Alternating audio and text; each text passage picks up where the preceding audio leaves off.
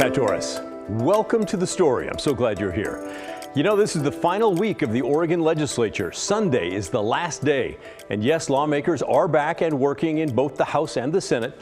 The deal that brought Senate Republicans back and where it goes from here, that is our big story tonight.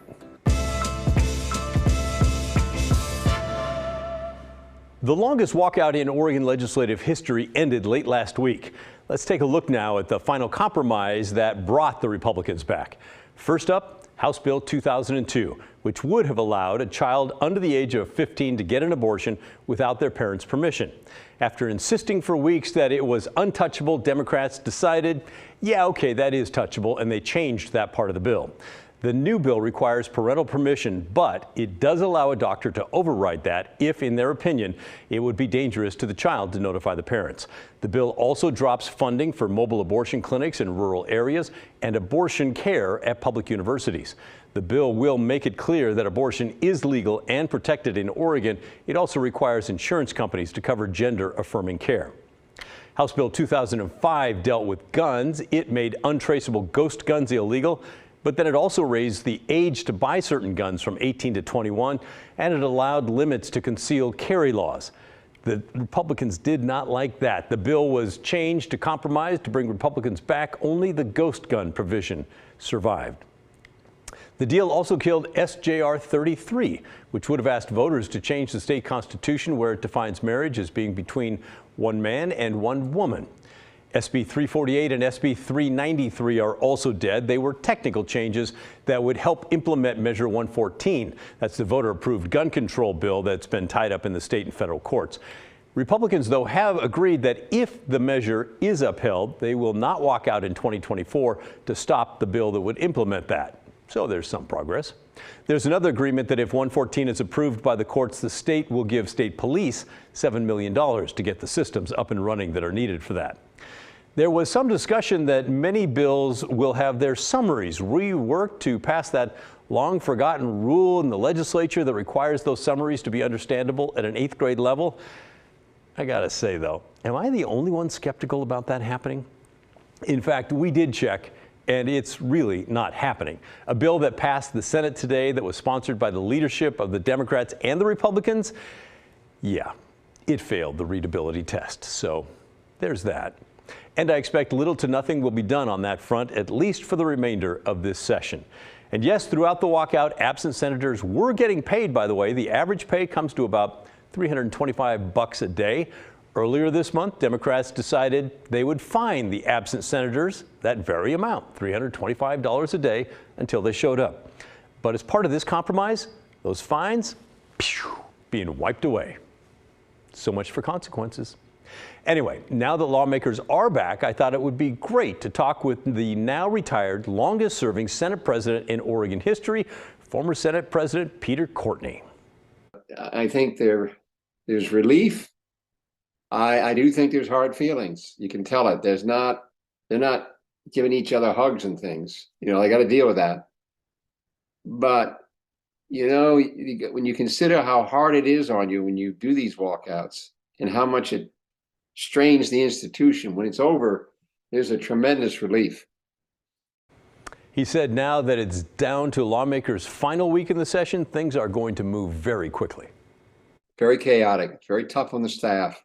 Your own staff, the staff for the House and Senate, it gets crazy because they've got to get documents going one chamber to another chamber. They got to have paperwork. You got to constantly take recesses to let things catch up. It's a very hectic time, very hectic. And is there a lot of opportunity for last minute mischief? Well, as long as the legislature is in session, there's always an opportunity for mischief. It's by nature a body that's been known for mischief, and that will never change. So I would say you always got to be on guard regarding mischief, horseplay, things of that nature. It's just the nature of the institution. We'll be watching for big amounts of money to be moved around, for example. I also had the chance to talk with Betsy Johnson, who resigned from the legislature to run for governor. Back in 2001, she was a rookie, a brand new Democratic lawmaker in the House of Representatives when they staged a walkout. We were told that the police could come and get us. I had checked into a motel in downtown Portland with a credit card. The caucus called me and said, "How'd you check into that hotel?" Well, I used a credit card. "Oh, they can track you." And so I ended up being checked into a no-tell motel out by Portland International in my best friend's name, paid for with cash. And it convinced me that I would make a miserable felon on the run. She said it was a scary experience. I asked if she thinks voters should change the quorum rules to stop future walkouts. Instead of 2/3 of lawmakers needed for a quorum to do business, it could be changed to only require a majority of lawmakers. And that's something that 45 other states already do. Well, it's hard to say. What should go away is the lack of trust in the legislature, the tyranny of the majority party. And I've served in both the minority and the majority. And I think occasionally the majority can get pretty frisky in wanting to jam through their agenda and just run roughshod over the minority. I still am old-fashioned enough that I believe that there's room for compromise. I believe that there's an opportunity to build trust. When you shake hands, you mean it. And that is absent in the legislature that I left in order to run for governor. All right, thanks for those comments. By the way, we're going to have to call a pivot on that because Betsy did not directly answer my question. But earlier, she did point out a couple of times that the walkout is the last resort of the minority party, the last tool in the toolbox, in her words, and she seems to think it is valuable. I also asked Peter Courtney about that quorum rule, which is what allowed Republicans to walk out and stop everything. Should it change? Well, yeah, I think that, yeah, there has to be. It's not that I should think it has to be, because this is going to go on and on and on. Next time it could be the Democrats get the minority, it could go back and forth. And so I don't think the present deal where you don't show up, so many times you can't run again. I never understood that one. I just think you got to go after the quorum. We're one of the few states that still has this 2/3 quorum situation. I think that needs to be, it shouldn't be 2/3. It should be something less. It really should be. Democrats have introduced a resolution to put the quorum change to voters. It's not likely to pass this session, but it could come up next year to make it onto the 2024 ballot. And it's worth noting that not all of the Republicans, by the way, have returned to the Senate chamber. Enough came back to give them a quorum, but it does appear the compromise with Democrats really ticked off some GOP members. In fact, so much they're still not showing up. That includes Senator Kim Thatcher from District 11 in Marion County. Over the weekend, she sent out a blistering newsletter to her constituents saying that Democrats were given so much while Republicans given so little. She said she cannot return in good conscience because the deal did not address, quote, corruption by the Democrats or tyrannical bills. All right, well, here's my opinion on this. First, the Republicans won. I'm not sure where Kim Thatcher is coming from, but Republicans clearly won this battle. Now, you may not like hearing that, especially if you're a Democrat, but hey, get over it. It's true. Republicans used their walkout with devastating effect, and they won. They hated that abortion bill, especially the part allowing girls under 15 to get an abortion without their parents knowing, and the walkout forced the Democrats to do what they said they would not do. They changed the bill. Republicans also forced the Democrats to scale back that gun control law. That control is something that many who live in rural areas are staunchly against. They see it as a problem that exists in the big cities, but the laws to counter the problem end up being statewide, and they impact rural communities too, where guns are common and a way of life. Republicans now have successfully walked out in 2019, 2020, 2021, and now in 2023. This is not a fluke. It's not an accident, gang. It is a strategy. And it seems like there are a couple of ways to counter it. One would be to convince voters to change the quorum rule. It's outdated, and it does give the minority party outsized influence, as we've seen. But another idea is for Democrats to stop thinking they can pass whatever they want to, no matter what the objections are from the Republicans. Yes, I do think there's plenty of blame to be shared by both parties. And now that they're back, I do have another bone to pick with them, with both parties. We've heard for 6 weeks how time is running out on this session, which ends Sunday. If you've been paying attention like I have, you really felt the pressure building. There are so many important bills and now so little time. So am I the only one who cannot believe that lawmakers took this past weekend off? Oh, a 3-day weekend, woohoo, let's have fun. Hey, how about let's work through the weekend and get the people's business done? The bills they're dealing with are affecting lots and lots of people on weekdays and weekends too. Out here in the real world, when there's a major deadline and a ton of work left to do, weekends don't exist. You push through to get everything done. I think government needs to function more like private business.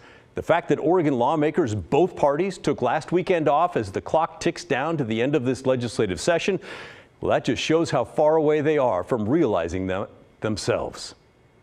Coming up next on The Story, we'll bring you part 2 of my one-on-one conversation with Multnomah County Chair Jessica Vega Peterson.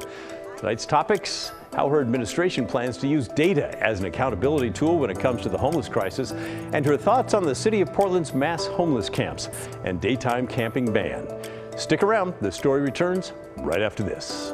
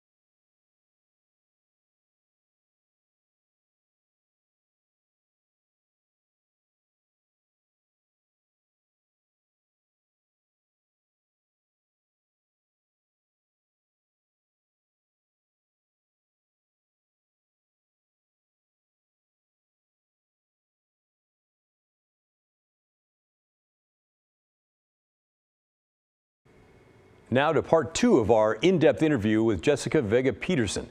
She's the chair of the Multnomah County Board, which runs the county. She has enormous power, which is why you should care about what she has to say on big topics like homelessness. Despite $1 billion being spent over the last 7 or 8 years on homelessness in the greater Portland area, the problem in our area is worse than ever. And the new chair is pushing for something that has been missing in the county: data that can show whether the programs are working. Yeah, that's absolutely right. So one of the first things I did in coming in as chair is setting up a data systems task force, and I did this in partnership with Commissioner Myron.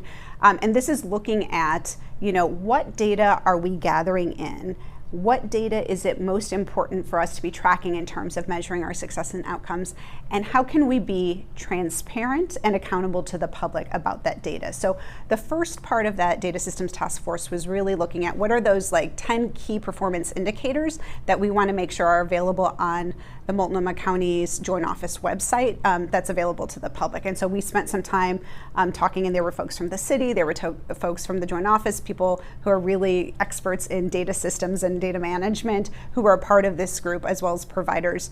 And so we came up with those. Now this next phase that we're going into with that task force is really looking at more of the systemic look at our data, how data is working together, what other data efforts are happening. So the state is doing something. We also have partners in our healthcare field who are interested in being a part of the solution in terms of using the data that we have around people who are in crisis, who are living outside unsheltered, to get the best targeted investments and outreach happening to them to get them on the path that they need. It is because, I may be wrong on this, but my impression is that sometimes in the system, when people come across an individual, it often feels like it's the very first time they've met that individual, even though that person may have had like 20 different encounters with a parole officer or a nurse at the hospital or whatever. But it was so disjointed that there was no way to see, oh, we know what's happening with this person. Yeah, that's exactly right. We know that there are people who are going back and forth between living unsheltered, between being in our jails, being in our emergency rooms, right? And so how do you make those connections? There's work going on in the Joint Office, the program Fuse, that's looking at exactly that issue, and that was started, something that Ed Blackburn had really championed for the last several years. The other piece of it is just the backbone of the data system that the federal government requires us to use, HUD requires us to use, is called HMIS, the HMIS system. So for a long time, that was administrated by the City of Portland and the Portland Housing Bureau. We just recently, in the past month or so, switched the administration to the Joint Office of Homeless Services. So from there, we are now able to have more control about that system itself and the kind of software system that is the front piece of it that people use to actually access that system. And I think there's a lot of things that we can do to make sure that the data that is being gathered, the data that is being tracked is done in a very user-friendly way, so people are more likely to use and actually enter the data. Now, I don't know about you, but I have to say I was surprised to learn that there is no centralized system for tracking people who are homeless in our area. Instead, it sort of sounds like there's multiple silos and multiple agencies dealing with the same person, but not aware of each other, not sharing information on that person in a way that can help them get off the street. Hopefully, this new data push and more control on gathering and tracking will lead to accountability and results. I also asked the chair about the mass homeless camps and daytime camping ban that the City of Portland is about to put in place next month. What do you think of the mayor's plan for the big tents and banning the camping? So I will say, in terms of the big campsites and the task sites, I believe they're calling them. The county wants to be a partner in that. In fact, we're very much encouraging. That. Yeah, we encourage. I mean, I'm supportive of the fact that we need to have safe places for people to go, and we need it to be as humane and safe and secure as possible. So one of the things that we've done is, with some of the dollars that came through the state, was to help purchase pods for the first task site. We have in what I've proposed in terms of using some of our underspending is another $4.5 million to invest in additional pods for those sites. So we really want it to be not just tents, because that's really hard. If we have severe weather, people who are in tents are without heating and cooling are going to need just as much response as somebody who's living in an unsheltered place in a tent, right? So it was really following Multnomah County values to make this kind of capital investment there. And so I was really happy to be able to do that with the initial dollars, and then we're looking, like I said, it's proposed to do for some of the other sites as well. Okay, is the camping ban a good idea? I do have concerns about this camping ban, and I think Commissioner Rubio was really on target when she voted against it. But the words that she said that really resonated me were the fact that it's hard to make something you know, to ban something before you have all of the services in place to really respond to what the impact of that might be. I've already had conversations internally and directed my staff to start looking at what are the potential impacts to this ban on our day shelter systems, on our libraries, on our partners that are providing, you know, day shelters, and all of those types of impacts, because if people aren't able to stay where they normally have, what's going to be happening to the rest of the system, right? So that's a really big concern I have. And we're still building up our shelter system, our connections for people into housing. And so that urgent work needs to continue even more. And that made me curious, made me wonder what our current shelter system looks like in Multnomah County. So let's take a look. According to the Joint Office of Homeless Services, Multnomah County has 1,488 shelter beds and 1,368 were used, leaving 120 open. That's roughly a 92% utilization rate.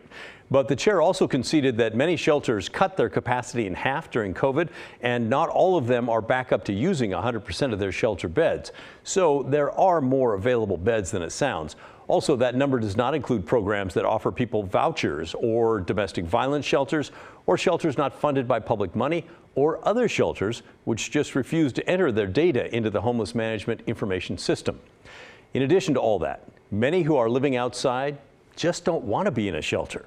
Don't take my word for it. In 2017, KGW News surveyed 100 people living in tents in Portland and found 89% would rather stay in a tent than in a shelter.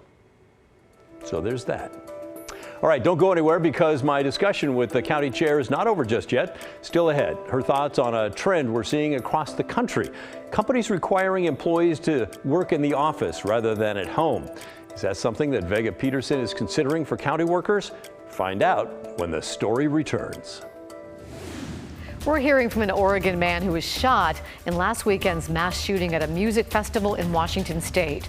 What he says happened when he came face to face with the shooter. We're a month away from the opening of the city of Portland's first sanctioned mass homeless encampment, how the neighborhood around the camp is preparing. And could artificial intelligence be the solution to long wait times for Portland Police's non-emergency line? We get a first-hand look at how it works. Those stories and more coming up at 6:30.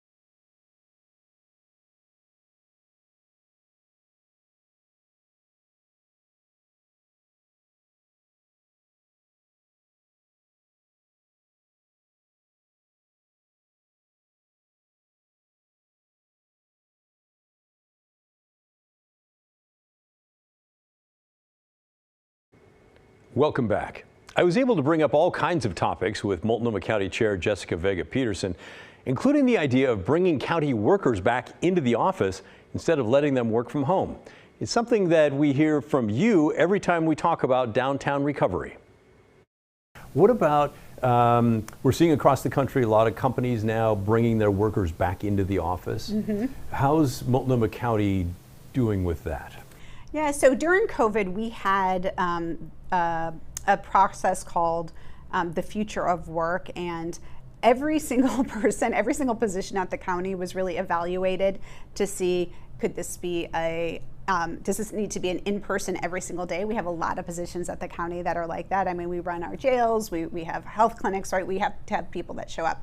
Then we have some conversations around folks who might be hybrid every couple days. And then there was some conversation about who could be totally virtual, right? So all of that happened over the past few years. I think right now we're in a place where it might be good to re-examine that, but that would be a longer ongoing process for me. For me, like my team is in the office several days a week, not every single day, but several days a week. And I think that's been really helpful with us in terms of working together and in terms of being able to get things done. And it just helps with the team environment, especially with the new team coming in. Well, and the vitality of the community. A lot of folks are saying downtown is still struggling because the city workers haven't come back. And certainly, I don't know if this building's full, but that's a lot of, economic engine for the coffee shops and the lunch places all around here. Yeah, I think the when you talk about downtown, it's both public workers coming back to work and private sector workers as well. I know that there are some big businesses, big companies here who have said that their employees aren't coming back, and I think that does have an impact too. So it's a little bit of a chicken and the egg. Like, we need to have a vital downtown in the way that to have that safe, vibrant environment we want, and in order to get there, we need to have people come back downtown. Of course, the county could lead by saying we want 100% people back in the office. Yeah. Well, like I said, we really had a very thoughtful process over who can come back and when, and I think that if we were to change that, we would have to have that same thoughtful process. But I like being in the office. I'm more productive that way. I think maybe some other people would find that. And I'm like, it's really fun. Like, I went to Grand Central Baking for lunch today, and they have the best food. So it's really nice to be able to not have to eat your lunch from home every day too. Yeah, I'm with you. Do you think it's like 50% or 75% that are back at the office on the county? I don't know. I would have to check in on that. I don't really know what exactly that is. Okay. By the way, I sent an email following up today asking for that number. Have not heard back. If you missed part of my sit-down conversation with Jessica Vega Peterson, you can watch it right now on the KGW YouTube channel. Here's how you can find our content anytime that's convenient for you. Find the KGW News channel on YouTube and just scroll down to the headline that says The Story. From there, you can either watch individual segments or the entire episodes. And for those of you who did catch the show last night, you had plenty to say about what Jessica Vega Peterson told me about the Multnomah County budget and her plans for the homeless crisis. I listen to you every night, and tonight I am livid. She just said a bunch of you-know-what, blah, blah, blah. None of it is going to happen. She's got all these things about agencies joining in together and everything. She did not answer any of your questions about what are they going to do about the homeless, and yet we as taxpayers are going to be paying that billion-dollar fees that have gone up. I live in Multnomah County, and I am sick and tired of listening to all of them. Thank you, Martha. Ross wrote in, we just heard word salad, did not hear any real solutions to your questions. Blimey, nothing is going to change. As a homeowner since 1972, our tax dollars are just going down a dark rabbit hole with no accountability. I want to say OMG. She really loves to tell nothing with a smile on her face. And it's so disappointing, and I do want to thank you for continuing to cover this story on the homelessness and the funding and how nothing's getting done. And that's just a sampling of all the emails and voicemails we received since last night's story. In the meantime, if you have some thoughts from tonight's segment, you can be nice too. You can compliment her. Anything you'd like to share, send them our way. Email thestory@kgw.com or call and leave a voicemail 503-226-5090. We appreciate all comments, whether you're nice or critical. It's all one big family. And that's the end of our show. Thanks so much for watching. Remember, the story, our collective story, well, that never ends. Stick around now for the 6:30 news, and I'll see you right back here tomorrow.